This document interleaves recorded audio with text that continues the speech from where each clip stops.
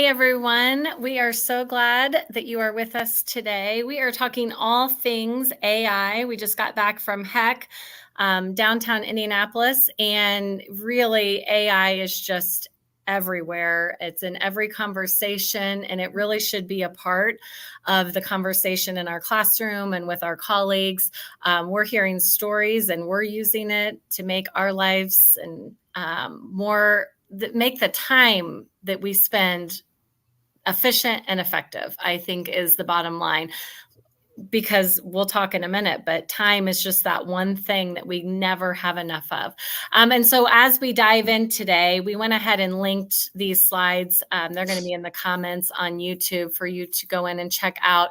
Each of these icons is linked to the product, but these are just a few that we've scratched the surface with. And we were just talking, there's no way we feel proficient in all of these, but you'll find the one that you love. Like, I love Magic School AI. I use it a lot for a lot of things. I'm starting to play around with Bing. I use ChatGPT. These ladies use some of the same and some different. And then we get back and we talk to each other and we share what we have found. So I think our advice would be just pick one and try it out and see what happens.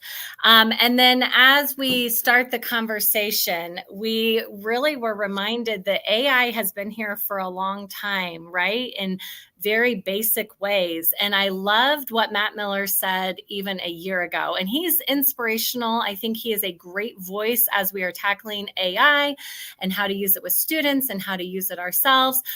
He says as simple as calculators and search engines and Google Translate, like this is just the next thing. And so blocking everything has never been the answer. We just need to make the education piece more relevant. And I think that's where we are right now.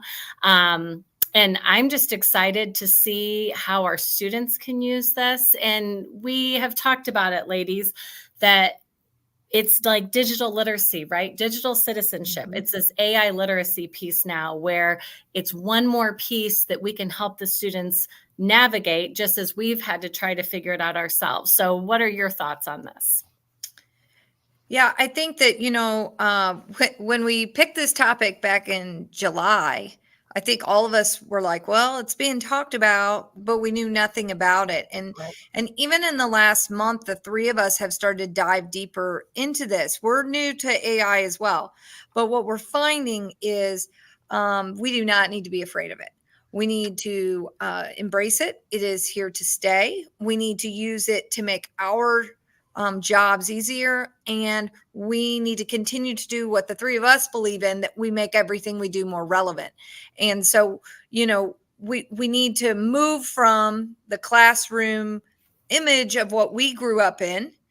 We laughed the other day at the lunch table that the kids today couldn't make it a full day the way we did, where you never left your chair and you had, your pencil and paper. We had no imagery, no anything. I mean, we didn't even there were no computers. That's how, where we come from. And so now we need to embrace this and move forward with it. And again, all of our favorite tech has it in there. I think that, we have just realized as we've started doing more PD into Flip and Book Creator and Canva and Cami, we didn't even realize it was there to help us create great things. Well, and it's also something where, like Chris already mentioned, that all the way through time, there's always something new that's coming as far as in the tech world. And every teacher, every human's like, oh my goodness, this is going to just completely eliminate this. This is going to destroy this.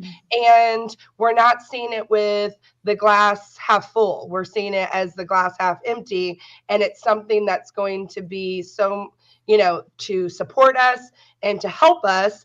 We would never say, oh, I don't want the new iPhone. This is something that is going to change the way of thinking to help our students in the future.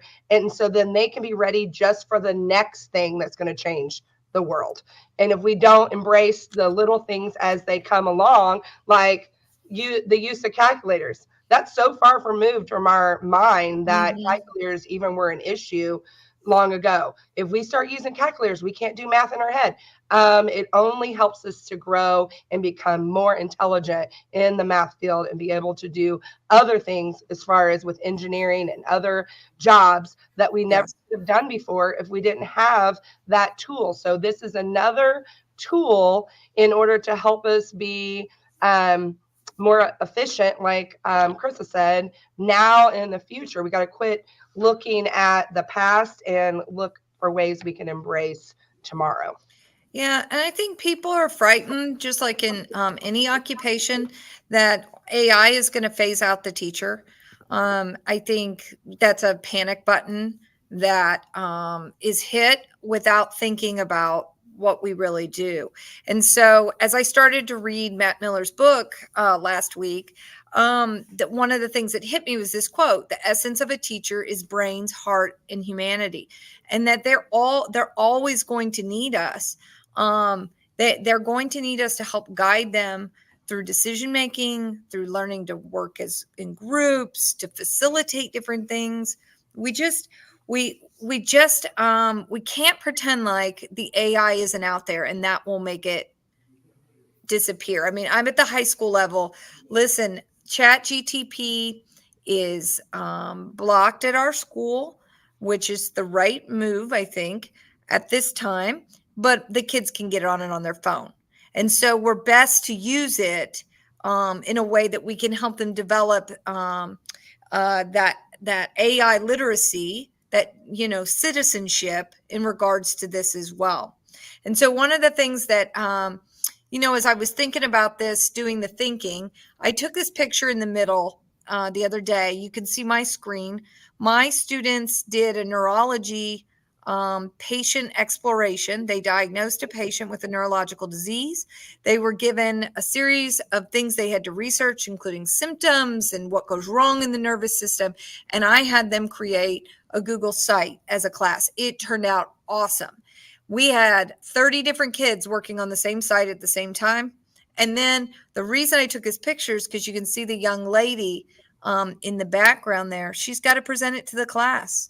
So now, rather than me just giving a written assignment that perhaps ChatGTP could write for her, she's got to communicate in a different way. And so we made it very dynamic. Now, listen, I'm not foolish enough to not think that my kids, when they built their webpage, weren't directly copying things from websites that they cited, and that is okay. And this is AI is just another form of research. But what we have to do is we've got to give them a new way of thinking and pushing these ideas to them. And just like a new way of how to research, right? That's kind of what you're saying. It's like how to take what we are like Googling on a daily basis in a different way. It's like using these sites to help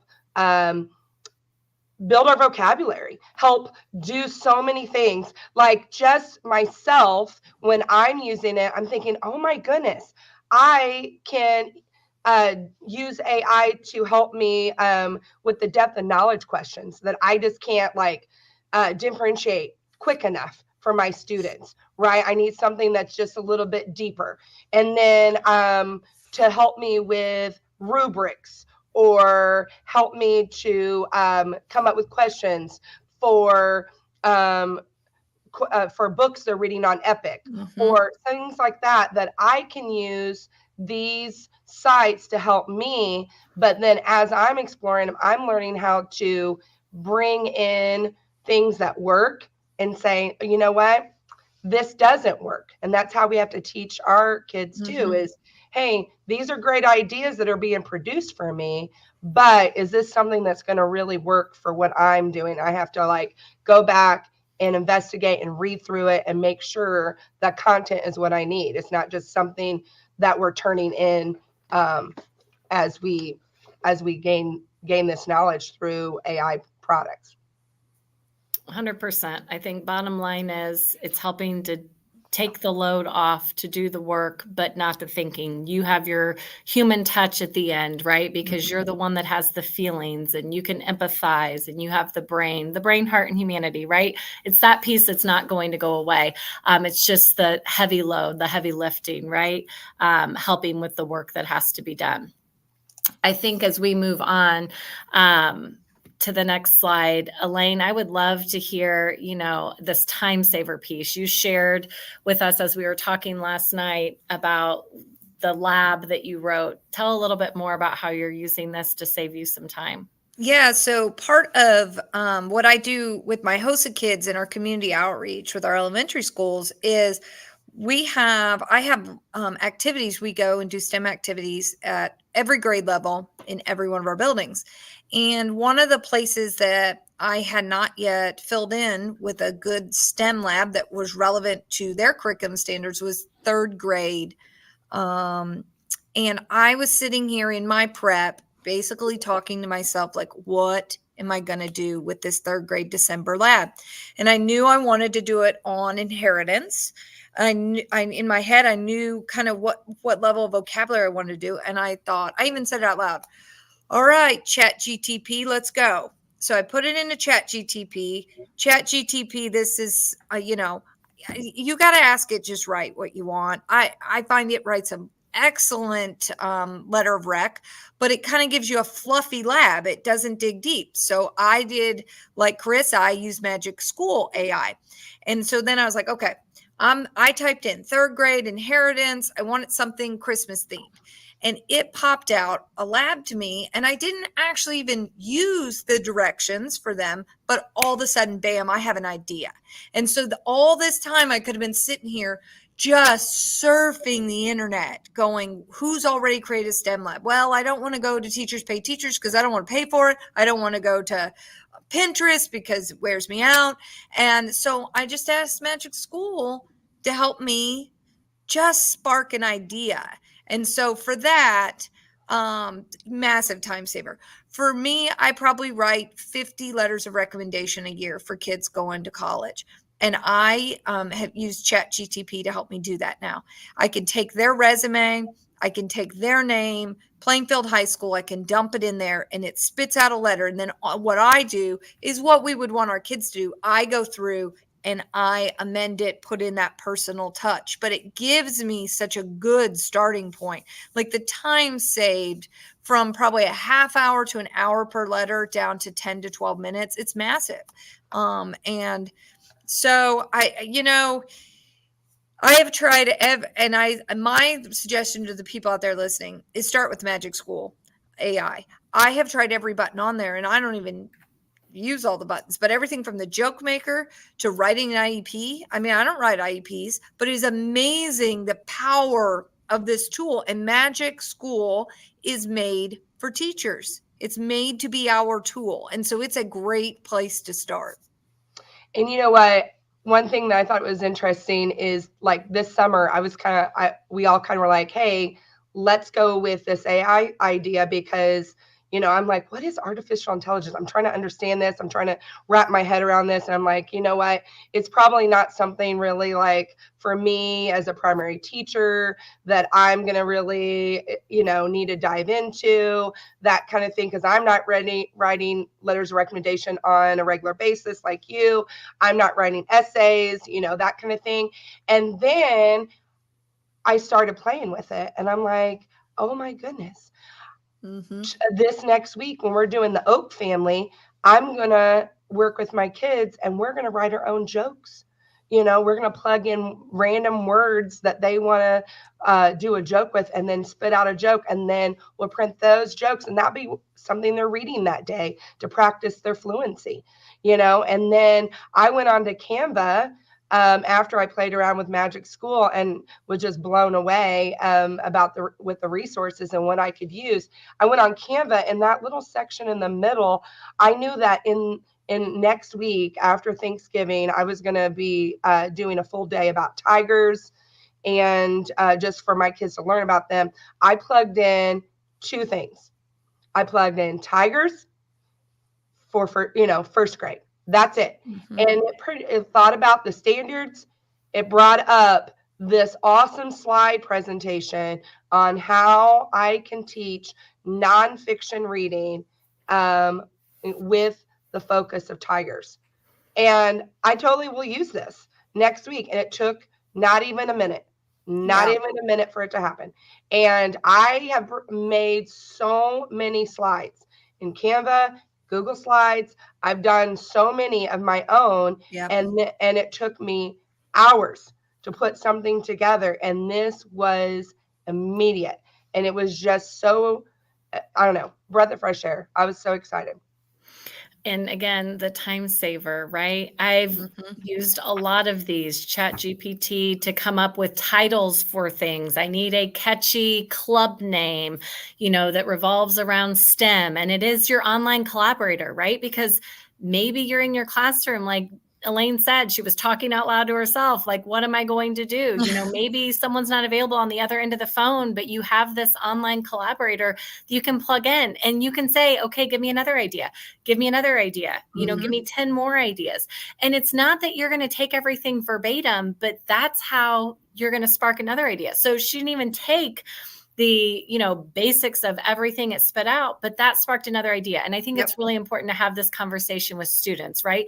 Because we see them in ruts all the time. Even my own daughter was talking to me about research that she has coming up, and she has all these ideas, but she doesn't know where to get started. And man, what a great tool, because like Dayna said, we've all written research papers, right? We've all found information, and it's a skill to be able to take information, reframe it, make it your own, give credit to sources where it's due. Now we just have a better tool to do that with. Yes. And so as we move on, I think it really is all about thinking differently to spark new ideas, right? Elaine just said it. Dayna just said it. So when I heard Matt Miller speak last week, and just in conversations, he has two really great templates that we've linked here. Be the Bot and Frankenbot, a way to think differently. So with the Be the Bot, kids practice being ChatGPT themselves. So maybe they're working with a partner, and the partner poses a question on a slide, and the other partner has to generate what they think ChatGPT would say. And it just gets them thinking, like, what would this bot who knows more about this subject than me come back with? And what if the friend says, okay, give me another way to say that? And you're practicing writing, and you're practicing comprehension and fluency. And I think you could do that at any level. And the other one is truly using AI, generating 3 different responses to something you're asking, and then teaching kids how to go back and say, now, what piece of this is actually helpful to me? And pulling out that piece. And what would I actually use from this? And then another way to think backwards with this is, hey, make kids go back and find the source of the information, because not everything is going to be solid and true. And it could be, it could be unclear. So find the source. And if you can't find the source somewhere, then maybe that's not what you're going to use for your research, or maybe that's not what you're going to use moving forward. So I just think that's a great way to think differently, right? Think about grading the AI or debating it. So many great ways to think about this. I'm just really impressed. The more I hear teachers talking about and kind of thinking outside the box, we can think deeper with this, and we can also share our experiences, because that's how kids are going to learn. That's right. And when you're using AI, you're pulling from such a bigger body of information, right? Even when the kids just simply Google something, they're popping up the most common things they've gone to. Whereas if we're using AI to help us with researching, we're pulling stuff from all over. And I think it comes back to something that the 3 of us believe so deeply in, and that we just have to find a different way to assess them. The 1980s 5-paragraph essay, it's time to move beyond it. Do I think that there is value in writing? Absolutely. Do I make my kids write scientifically? Yes. However, we have to just take our prompts and our writing and the things we're asking them to do that we would have done in a 5-paragraph, and we got to do it different. We got to make it more engaging for them. We got to integrate our tech in what we're doing, and let them do more authentic work, because when they grow up, they're going to use a tool like AI in order to help make what they're making better, just like we are as professionals. Does that make us cheaters or that we're taking a shortcut? No, we're thinking smarter. We're being smarter in the things that we're doing. And so I think that we just need to look through different lenses. And Dayna keeps saying we got to look in our tomorrow glasses. It's a Matt Miller quote. I took it from him, and I think that is so true. For years we're like, are we preparing our kids for the 21st century? Are we preparing them for tomorrow? And we have to think that. We have to think that with all our technology. Are we embracing technology? Are we bringing it to the table? Are we helping our kids with the 4 C's? Are we helping them be creative through the essay? Maybe. But is there a way that we can help them dig deeper through collaboration, being creative, and, critically thinking, and, using AI is not taking the thinking out of it. It's helping us, like I said, develop that vocabulary and helping us be prepared for tomorrow and be deeper thinkers. I mean, we're trying to think, hey, how can I use this to still be me? How can I still have my voice, but take these ideas and this collaboration and produce something that is, something that's successful. And that's what it's all about. It's like digging deeper with the ideas that we bring to the table. Maybe there is more of a choice when it comes to the evaluation at the end. Maybe there's something there where kids can choose. Yeah, I can choose to write an essay, but maybe I can choose, a project-based learning option as well. That's going to help showcase what I'm gaining from an AI resource. And to piggy off that for just a second, I once heard someone say, if the biggest concern is the kids are going to cheat to do the assignment, maybe we rethink the assignment then, if that's our biggest concern. And that sticks with me. Every time I think about this, that sticks with me. Maybe it's time we rethink the assignment then, if that's what we're really worried about. Agreed. And, for we have some favorite tech, obviously. We've got some things we love to use. And so as I was looking at this tech that we use this week, there's some things that we've learned a lot about just recently. For instance, Flip has a great built-in AI called Topic Copilot. And literally you can get in there and it'll produce topics that on the fly, deep, personal, like it's really neat when you go in there and you toy with it and you're like, I need a topic to start today about Indiana and natural resources, and bam, it will come up with 3 of them. So Flip has a fabulous one. Book Creator the other day, I thought this was really neat. I really struggle with drawing. And, as our kids are learning to illustrate, that it has a magic pen in it that's AI. And so you can start to draw. I started to draw this car, and then it gives me a whole bunch of different cars I could pick from to put into my book and make it real. And then Magic School, if you're going to start with as a teacher, if you're going to start with an AI, this is where I would start, because it has a gazillion choices. And what I did the other day was I put in 10th grade science. I think I did a science lab generator, and I asked it to generate a laboratory where we worked with toy cars and forces, and it spit out the full details, what kind of resources I needed. This is actually a very well written lab. But I have colleagues up here that are teaching college level science courses that are using Magic School, ChatGTP, QuestionWell, and now Bing to write very higher order thinking questions about topics. Like when you get into these really nitpicky, sciencey topics, it's hard to write questions. But you can get into one of these and you can tell it that, you know, you want questions about this very specific type of bacteria, and then it'll churn out 3, 4, 5 questions. Same thing. I think it becomes hard to keep refreshing our word problems in like a chemistry or a physics.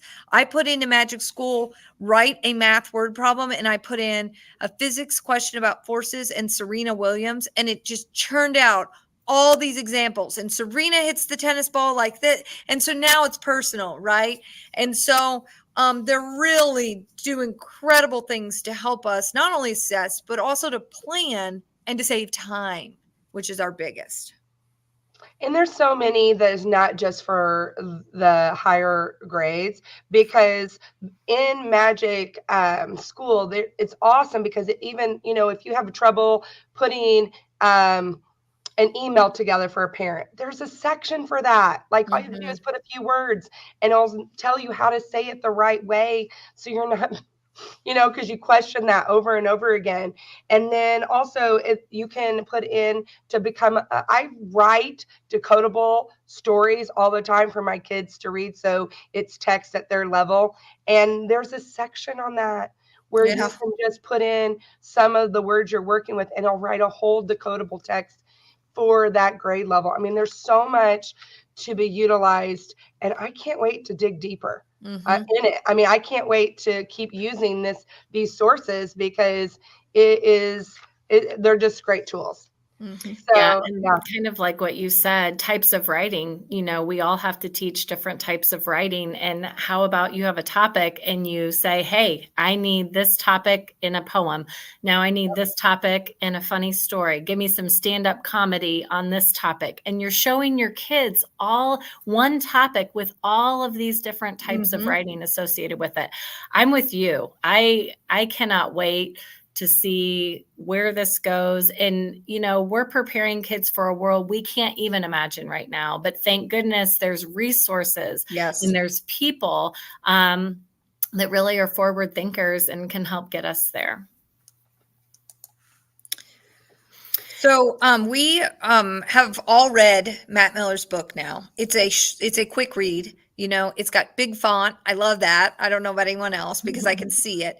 But one of the neat things he had in the middle was he just had these 30 different ways that you can use AI to support you as a teacher and helping your students learn. And so it gave me some ideas. I've used several of these.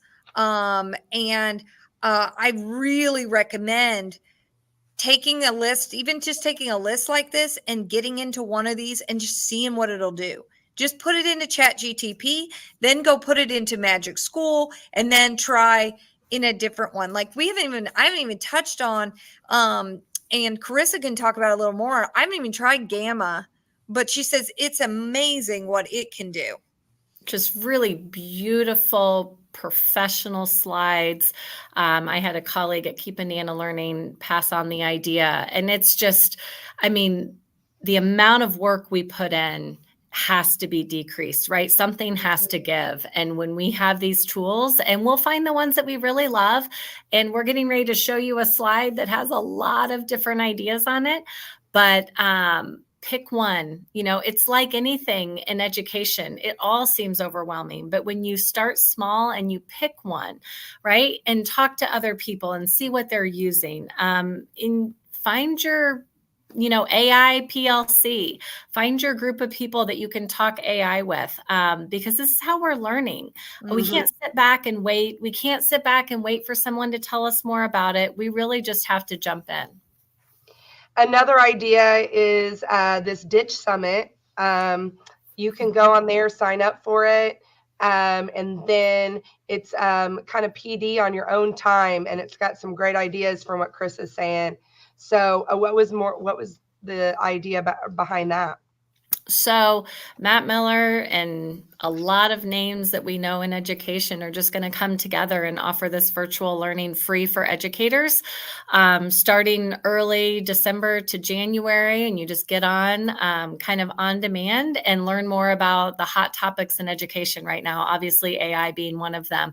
But it's free, and it's, we can do it when we're on the couch. We can, find time to listen on our time. So we wanted to make sure we pointed that out. Well, and this is even more tools. So you can look here to get ideas and resources of where to go in order to start this process and start your mind thinking AI. And again, don't forget, our slides will be linked, so you can get on the slides and link to other sources of AI, so you can go right there and you don't have to look them up. These are some of our streams we've already had and what's coming up. If you want to check out a stream previously, just go to YouTube and plug it in and you can check us out. We are super excited for the December YaySTEM for Empathy, because we're going to have book creator, but there's going to be so much more to it that really shows how you can dive into empathy with book creator and also other sources throughout the world. So it's going to be a great one. So please tune in December so you can grow with us on that one. Also, if you want to see us in person, we would love to connect with you. We're going to be at the Purdue Indiana STEM conference on January 11th, and sign up, come hang out with us. We would love to visit with you and learn with you at that conference. And then these are our playlists. If you want to go on a previous show and get some PGP points, you can get to them through this avenue right here and through YouTube. So we are so very thankful for you and for checking in. I know some people, check in with us every month when we do a stream, and we just really, really appreciate that, because we love being able to grow from this process and connect with each other and learn from each other. And we did mention Matt Miller quite a bit, but he is just the guru on this whole thing and has really jumped in. And this is his book, and we would love to hear some feedback from you. We have a few signed copies from Matt Miller that we would like to give away to someone who is willing to give us some feedback and how we can grow. And this is the QR code that you can hit so you can give us that feedback and maybe get a book. Also, we want to connect with you. So this is a way to do that. You can connect with any of us through these QR codes, and through our Instagram or Twitter accounts. So we are so thankful for you guys, and have a wonderful Thanksgiving. Thanks so much. YaySTEM! YaySTEM!